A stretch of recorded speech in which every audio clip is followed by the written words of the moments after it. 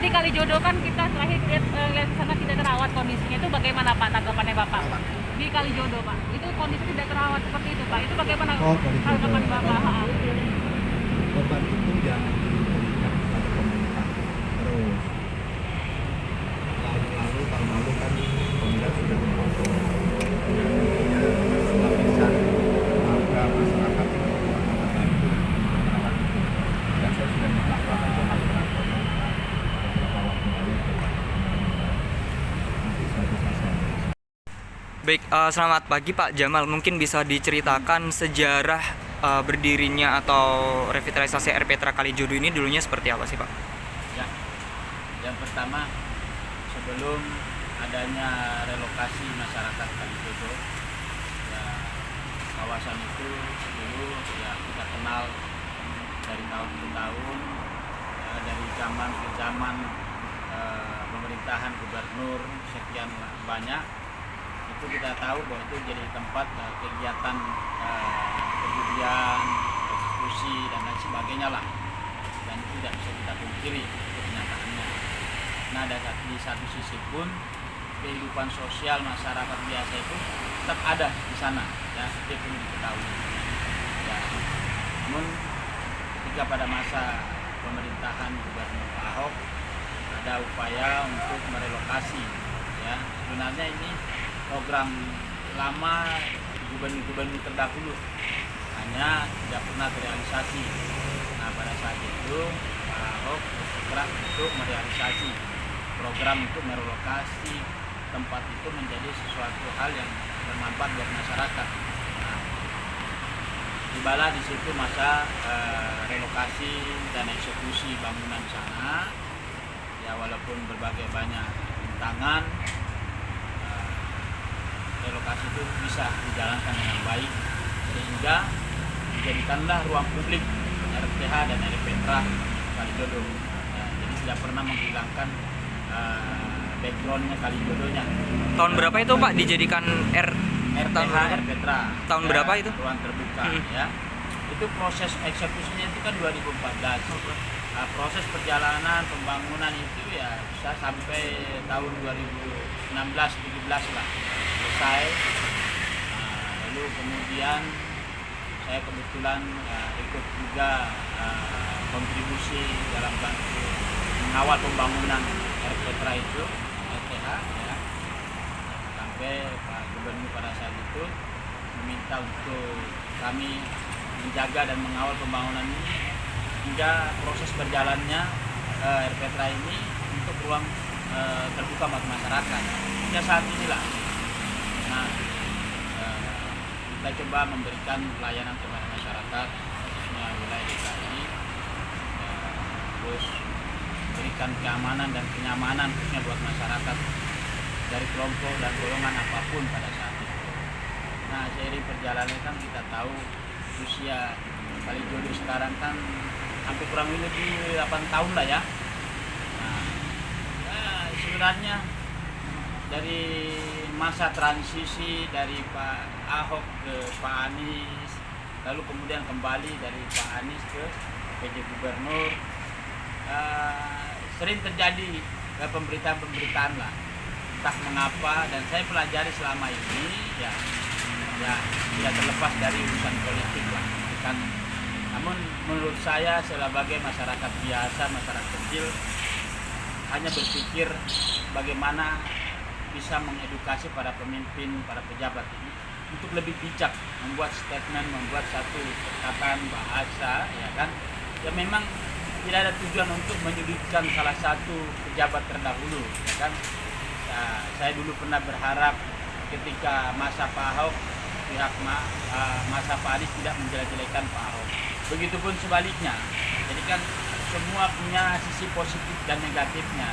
Namun bukan tugas kita untuk menyudutkan dan menjelek-jelekkan orang itu. Nah, ini kalau menurut pandangan saya, nah, terlepas itu semua, lagi-lagi terjadi. Ya, dulu masa transisi Ahok ke Pak Anies, dulu pernah ada pemberitaan yang tidak baik tentang Kalijodo. Pada kenyataannya setelah diidentifikasi itu hanya pemberitaan hal biasa. Begitupun terjadi ini. Jadi bagi saya yang selama ini menjadi diamanatkan untuk menjaga di sana itu supaya tidak kembali seperti dulu, ya merasa prihatin juga, namun tidak kaget lah. Ini sudah hal biasa terjadi. Nah, jadi saya hanya ingin membantah ketika ada bahasa sekarang ini memberikan bahwa tidak terurus, itu salah besar ya. Mungkin masyarakat sendiri yang harusnya berbicara ini, masyarakat yang hampir tiap minggu menghabiskan liburan bersama keluarga ke sana, yang menikmati fasilitas yang sangat luar biasa di sana, tempat rekreasi gratis, makanan kuliner bazar-bazarnya terjangkau. Ini salah satu tempat wisata lokal ya yang menjadi sasaran masyarakat menengah ke bawah. Nah inilah, jadi saya pikir kalau pemerintahan terkait soal Kalijodo tidak terus itu ya salah lah. Kita bisa lihat dengan sendiri ya, tetap terawat, terjaga keamanan dan kenyamanannya, bahkan tidak pernah terjadi persoalan kriminalitas, keributan antar ormas di sana ya. Selama saya tegak lurus di sana, insya Allah tidak ada keributan apapun. Kalau persoalan soal kebersihan itu, ya namanya manusia, petugas kebersihan kita kan ada lalainya. Tapi saya berharap ketika ada persoalan kecil, sisi negatifnya jangan selalu bisa besarkan, lalu kemudian yang positif besarnya itu tidak pernah diungkit-ungkit. Saya rasa tidak fair lah. Nah, maka saya pikir saya sangat apresiasi PJ Gubernur ya dengan adanya pemberitaan ini, ya setidaknya ada perhatian ya walaupun tidak sesuai fakta di lapangan bahwa Kalijodo ada bahasa tidak terurus, pada kenyataan memang terurus, ya setidaknya semua elemen aparatur daerah terkait ada perhatiannya kemari. Saya sangat senang gitu kan, setidaknya ya menggugah sedikit para pejabat untuk kerja bakti lah, walaupun hampir tiap hari ini dibersihkan ya, taman rumputnya hijau berseri begitu kan. Nah kalau bahasa tidak terurus ya mungkin masyarakat akan melihat wah rumput akan kering di sana, sampah di mana-mana. Nah itu loh, tapi kenyataannya rumput bersih, sampah di mana-mana tidak ada. Nah bahkan yang perlu diketahui oleh masyarakat di luar sana bahwa mungkin saya satu di antara sekian ribu yang mau peduli aset Pemda, fasilitas masyarakat yang mau saya biayai sendiri dengan pribadi saya. Saya salah satunya, tidak usah jauh-jauh lah, dari 2008 tahun yang kebelakangan ini semenjak Kalijodo jadi, RPTRA itu jadi, ya hampir tong sampah kah, bahkan ngecat itu dari tahun ke tahun itu pembiayaan sendiri tidak ada. Ini yang perlu diketahui ya. Nah, saya Kalijodo hanya dibantu orang Pamdal saja hanya 3 personil. Sementara kalau Sabtu Minggu ini kan pengunjungnya luar biasa banyak. Secara logika akal sehat, apa mungkin 3 personil ini dari Dinas Kehutanan Pamdalnya mampu mengamankan sekian ribu pengunjung ya. Tapi saya secara punya inisiatif sebagai penanggung jawab di situ, saya mengkaryakan masyarakat luar, jadikan sebagai pamswakasa untuk membantu membackup pengamanan yang itu. Dan saya mengeluarkan biaya sendiri untuk itu semua, gitu loh. Nah, itu mungkin di luar sana banyak yang tidak paham. Maka saya pikir kalau orang yang memahami, ya mungkin akan sangat menyedihkan adanya pemberitaan ini. Tapi ya sudahlah. Ya, artinya saya tidak perlu berbicara bahwa berapa banyak partisipasi saya, kepedulian saya terhadap RTA Kalijodo, yang memang sebenarnya ini tanggung jawab pemerintah daerah. Tapi karena kita masyarakat Indonesia yang baik, kita juga punya kewajiban untuk ikut menjaga aset pemerintah daerah. Jadi walaupun kita harus mengeluarkan biaya sendiri. Kira seperti itu.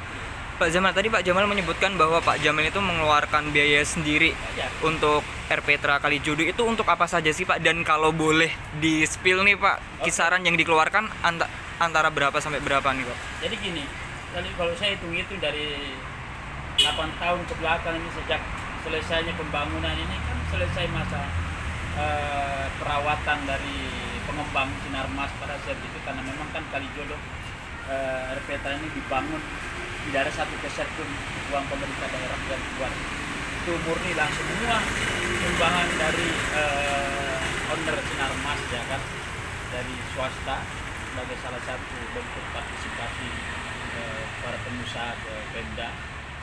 Nah, di masa perawatan itu kan ada masa waktunya. Nah, terlepas masa waktunya selesai itu kan tentu saya yang dimintai amanat untuk menjaga di situ kan tidak mungkin hanya bisa melihat fasilitas yang rusak karena masa waktunya itu kan habis. Karena setiap benda apapun itu kan kalau habis masa waktunya pasti akan rusak ya kan, atau dan lain sebagainya lah.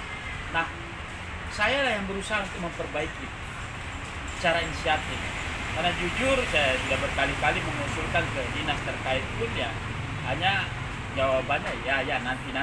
Oh, dari dinas sudah merespon jawabannya. Oke, baik. Ya nanti ya ini ada kendala ini ya, tapi ya sudahlah. Dinas apa tuh Pak kalau boleh tahu Pak? Kehutanan. Oh, dinas kehutanan. Ya, kan kehutanan pertamanan. Tapi ya karena kami yang di lapangan yang selalu mendapatkan komplain ketika ada fasilitas yang rusak karena masa waktunya sudah sekian tahun, nggak bisa diam begitu saja, mau tidak mau saya harus mengorbankan pribadi saya untuk menggantikan. Ya itu saja, dari 8 tahun pergantian keran-keran toilet umum segala di situ sudah berapa kali. Nah, terus hampir setiap tahun kita ada buat pengecatan ulang dinding-dinding itu.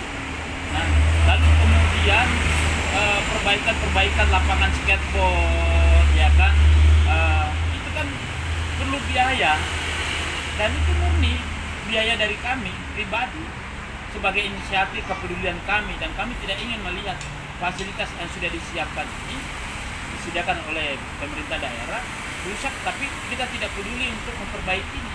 Kami itu warga masyarakat di sekitar Kalijodo ya Pak? Saya. Okay. Ya, saya khususnya yang menjadi tokoh masyarakat di sini kan sebagai tuan rumah masyarakat Jakarta yang ingin berkunjung melihat aset daerah ya yang menjadi ikonnya masa jabatan Pak Ahok. Nah, itulah saya menjawab. Nah, belum lagi ketika persoalan hari libur Sabtu Minggu kan kami ini pengelola desa tidak bisa melarang mau seberapa banyak masyarakat datang untuk berkunjung. Ini kan fasilitas daerah, ya fasilitas umum.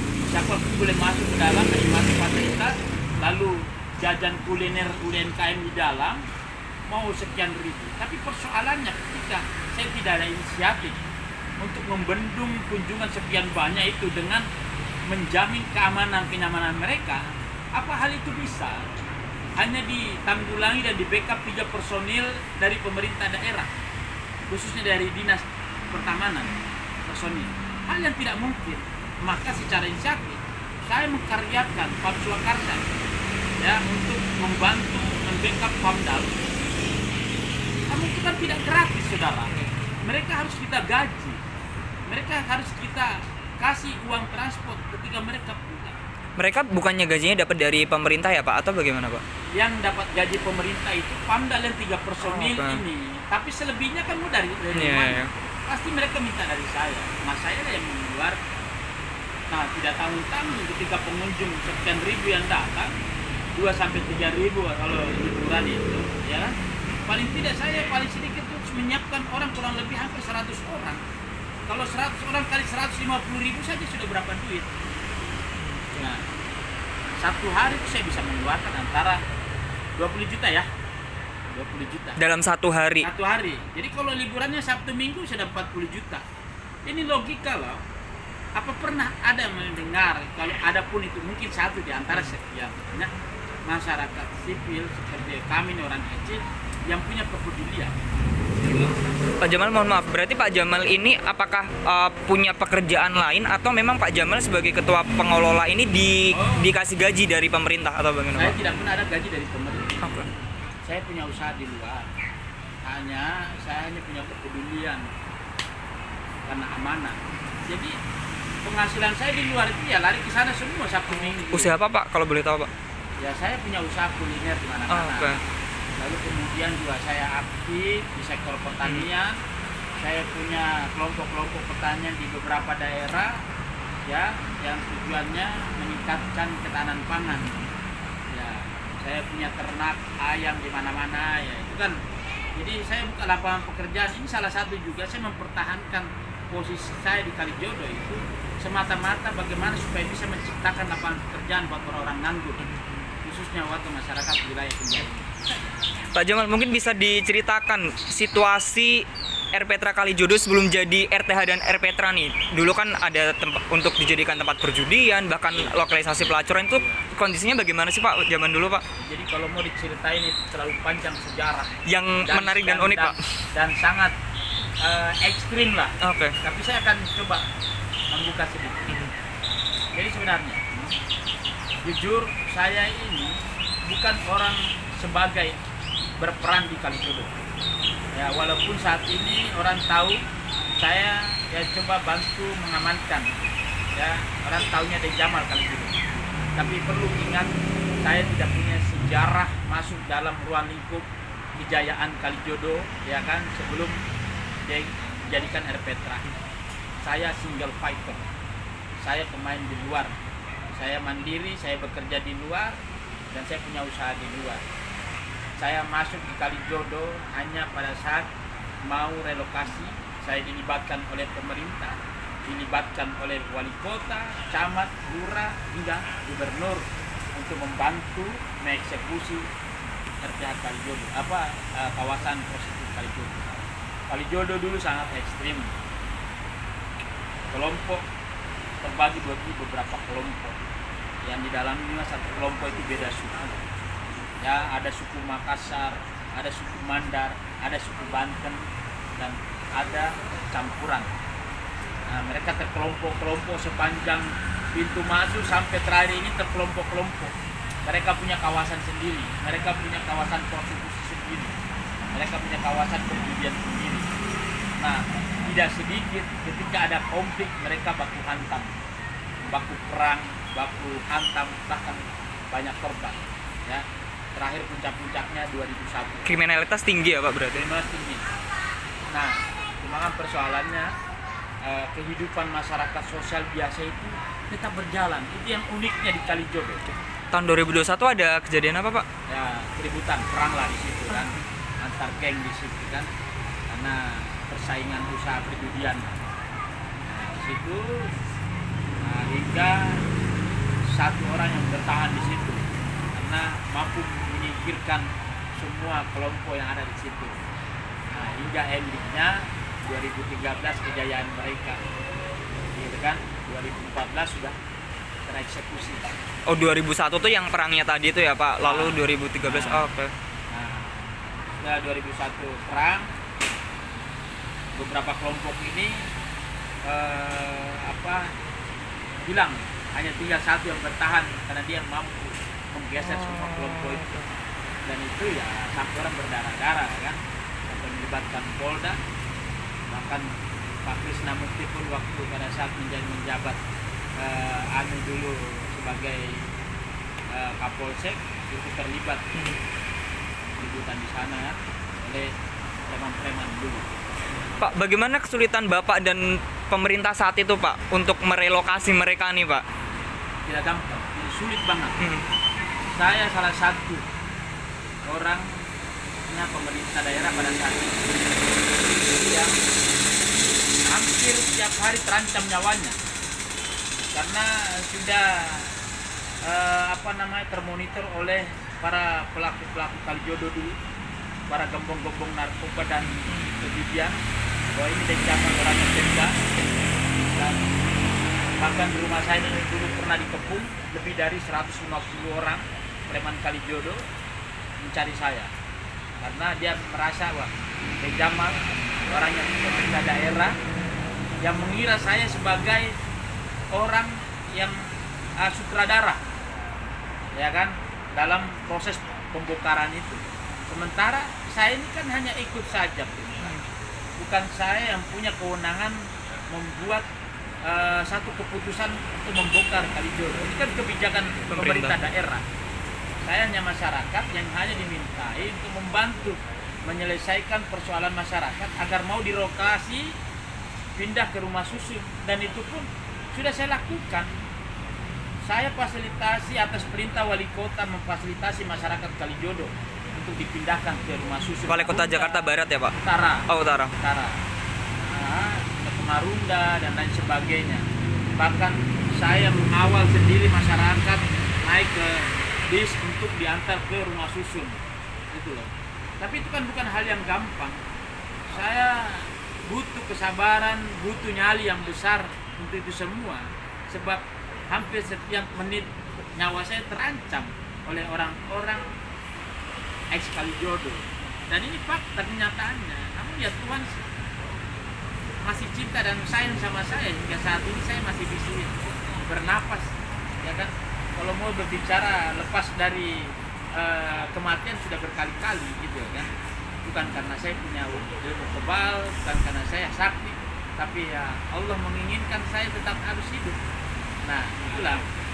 Namun setelah eksekusi itulah saya mencoba merangkul masyarakat ex Kalijodo, ya kan.